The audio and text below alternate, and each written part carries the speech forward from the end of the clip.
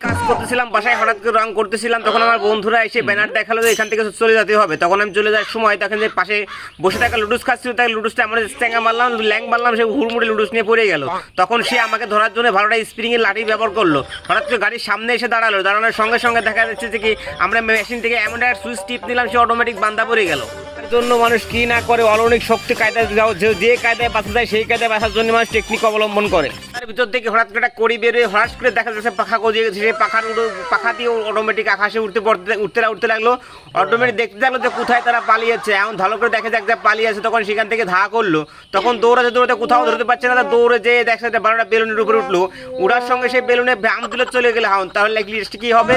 বারোটা কামান দিয়ে ফুটবলের সাহায্যে সেই কামান একটা গুলি মেরলো, মারার সে হুড়মুড়ে ভেঙে শুয়ে পড়ে গেলো নিচে পড়ে যাওয়ার সময় ভালোটা দড়ি ছিল, সেই দড়ি দিয়ে এমন একটা গুলি মারলো, একজনের কলারে বেঁধে চিড়িতে সবাই পড়ে গেল।